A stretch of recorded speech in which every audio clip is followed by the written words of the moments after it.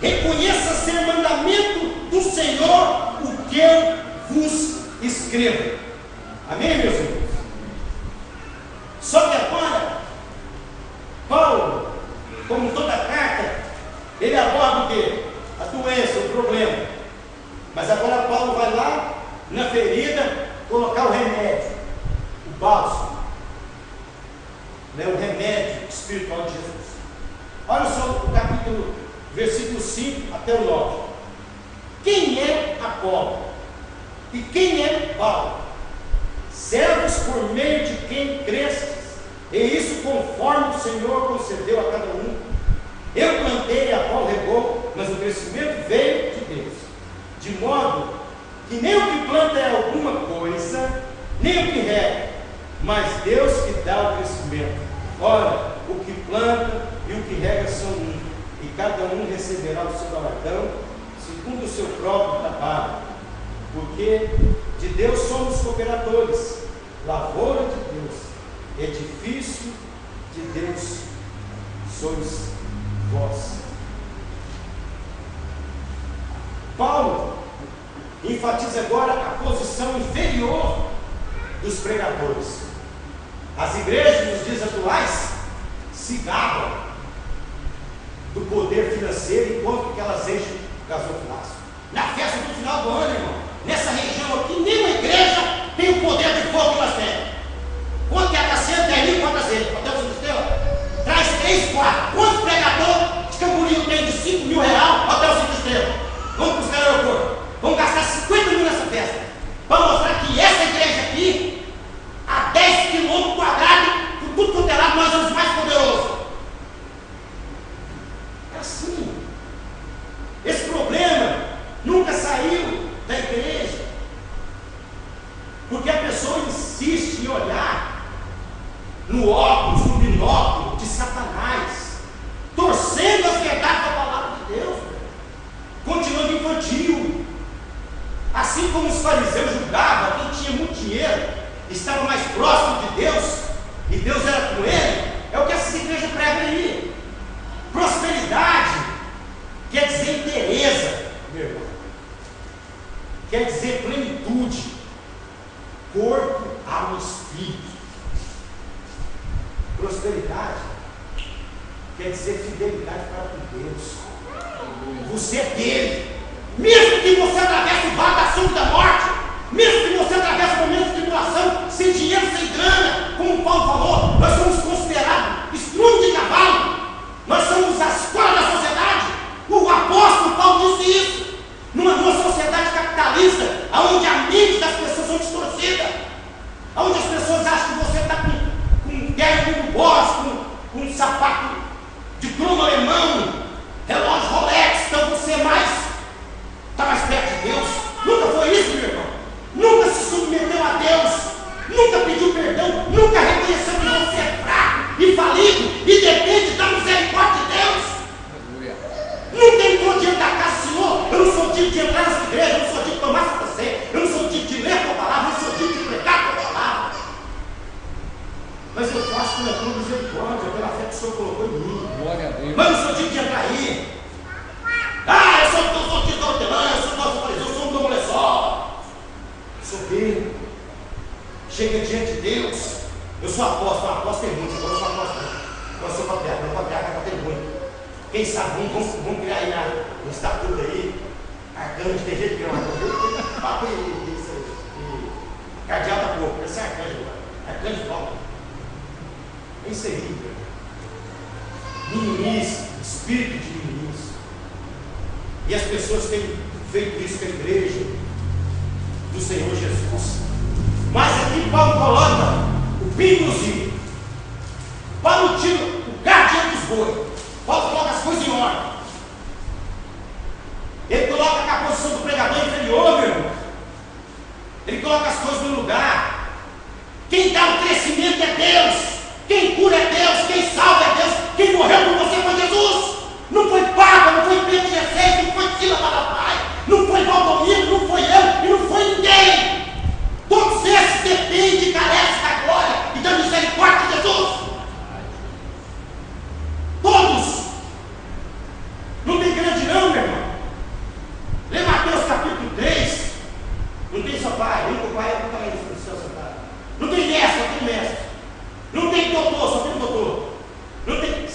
quem só ele é mestre. Todos vocês são irmãos. Lê lá Mateus 23. Que vai aprender. Que é Bíblia. Então o que Paulo começa a ensinar? Paulo coloca, não tem baluarte da igreja não. Pregador não. Pregador é cooperador, meu irmão. Se você tem um cargo, é porque tem um encargo sobre esse cargo. Você foi chamado para servir. Jesus falou dele. Se me chama de mestre, verdadeiramente eu sou. Mas eu não vim para ser servido. Eu vim para servir. E todo aquele que é servo de Cristo está aqui na condição de servo para servir. E a dinâmica do céu é outra. Aquele que quer ser primeiro no reino de Jesus, que seja o último aqui na terra e que sirva a todos. No reino de Jesus não tem jeito para o espírito altivo e soberbo. Satanás, espírito de megalomania, patologia crônica. A dinâmica do Evangelho é aquele que se humilhar será exaltado, terá um lugar de glória. Aquele que se exaltou já perdeu. Não tem condição nem de empatar, quanto mais ganhar. Então Paulo coloca as coisas aqui. Ele coloca a posição desses pregadores. Eles eram servidores. E mais, e o trabalho de cada um vai ser recompensado também por esse Deus que dá o crescimento, por esse Deus que salva, por esse Deus que justifica, por esse Deus que cura, que liberta. Ele é que vai dar a paga para cada um, galardão para esse motivo. E outra coisa, e o seu galardão não é porque você é o maior eloquente, o mais bonito, 1,80 m, a bola. É porque você fala 4 línguas: alemão, português, francês e hebraico. Não é por isso. Não é porque sua teologia é grosso. Não é porque você tem doutorado e mestrado. Também não é por isso. Deus prova o pensamento do homem e os padrinhos. É pelo que você é diante dele, não é pelo que você tem. Meu irmão, estudar é muito bom. É ótimo. Mas não é por isso. Paulo, nessa carta aqui, Paulo era um homem de ciência, Paulo era um homem versado. Era um homem que conhecia línguas, estudos e tudo mais, formado na Torá. E ele, hora nenhuma, ele usou o conhecimento como um momento que ninguém, para ninguém se apoiar nele, que ele era falido, ele podia cair. Ele usou o conhecimento de sabedoria, ele fala que ele usou em momento nenhum para ninguém se apoiasse. Ele só pregou Jesus Cristo, poder de Deus, glória de Deus. Aleluia. Hora nenhuma ele usou muleta, meu irmão. É só Jesus no centro, no começo, no meio e no fim. Hora nenhuma. Não adianta. Então ele coloca aqui: nós somos cooperadores. Agora é o seguinte: além do mais, meus irmãos, ciúme, rivalidade, isso é o quê? Sentimentos complexos de inferioridade. É doença, é carnalidade no meio do corpo. E eu quero falar uma coisa, hein? Apocalipse diz que Jesus anda onde? No meio da minorá, os castiçal, os candelabros, o minorá dos judeus, que é a igreja. Ele anda no meio.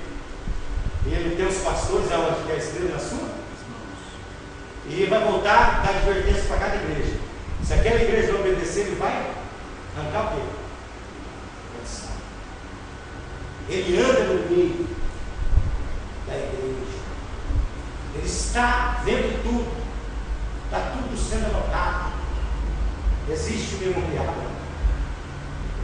Não é brincadeira não. Então esse sentimento de Peter Pan só demonstra isso, complexo de inferioridade.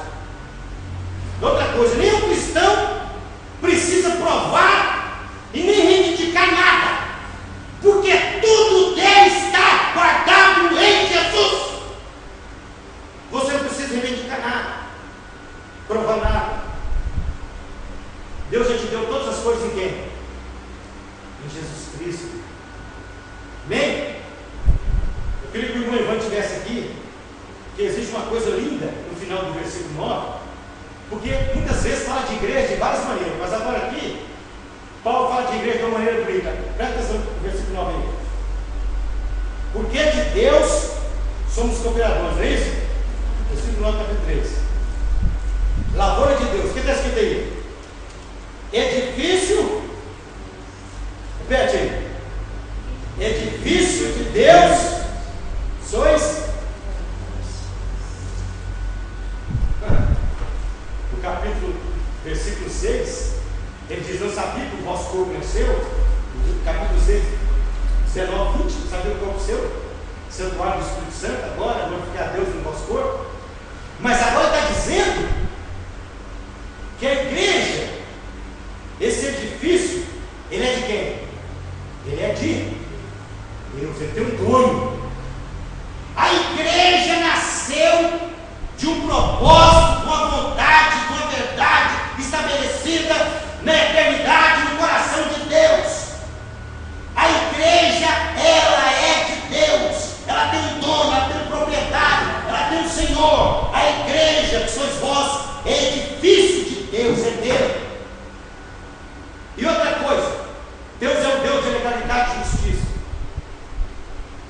Ele não é legalista, é o Deus de legalidade e justiça. E Paulo vai usar a linguagem metáfora da construção aqui. Eu vou dizer para você, ele diz que o fundamento desta casa, a igreja é edifício de Deus, é quê? Pronto. Agora o fundamento dessa casa é Jesus Cristo, o Senhor da glória. Leia aí para você ver. Tá, versículo 10. Segundo a graça de Deus que me foi dada, lancei o fundamento como prudente construtor, e outro edifica sobre ele. Porém, cada um veja como edifica, porque ninguém pode lançar outro fundamento além do que foi posto, o qual é, leia, Jesus Cristo. Ele é o fundamento. Então quer dizer que Paulo está falando que esse edifício é de quem? De Deus. Essa casa é de quem? De Deus. A minha casa será chamada casa de oração, né? As portas do inferno não vai prevalecer sobre a minha casa, sobre a minha igreja. Por que que vai prevalecer? Porque o Todo-Poderoso vela sobre a palavra dele, para ela cumprir. E essa casa é dele. Amém, meus filhos? Amém? E o fundamento é quem? É Jesus. Contudo, se o que alguém edifica sobre o fundamento é ouro, prata, pedra preciosa, madeira fina e palha, manifesta, se tornará a obra de cada um, pois no dia a demonstrará, porque está sendo revelada pelo fogo, a qual seja a obra de cada um, o próprio fogo o provará. Se permanecer a obra de alguém que sobre o fundamento edificou, esse receberá galardão. E se a obra de alguém se queimar, sofrerá ele dano. Mas esse mesmo será salvo, todavia, como que através do fogo. Não sabeis que sois santuário de Deus, e que o Espírito de Deus habita em vós? Se alguém destruir o santuário de Deus, Deus o destruirá, porque o santuário de Deus, que sois vós, é o quê? Sagrado. Então veja bem, Paulo está dizendo aqui que a igreja é de Deus, que o fundamento dessa casa é Jesus.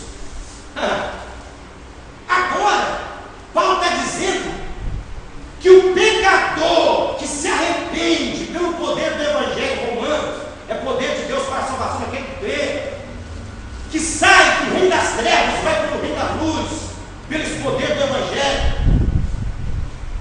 O pecador que se arrepende, encontra Jesus, encontra as boas novas, ele é o material dessa construção, ele é a argamassa, ele é o pau, ele é a telha, ele é o cimento, ele é o tijolo, ele é a cerâmica. O homem, o pecador, é o material, a casa é de Deus, os fundamentos é Jesus, os apóstolos, os profetas. Mas o povo que se arrepende e encontra Jesus é o quê? Material de construção. Só que Paulo vai dar um conselho aqui. Paulo sempre ele mostra o problema e ele traz a solução, o remédio, né? Então o que Paulo fala aqui? Paulo instrui 3 tipos de pensamento, 3 classes de pessoas, 3 tipos de pessoas. Paulo está falando que tem 3 tipos de atitude das pessoas que trabalham na casa de Deus. A obra é dele, a casa é dele, o fundamento é o filho dele. Agora ele está dizendo que tem 3 tipos de pensamento, de atitude.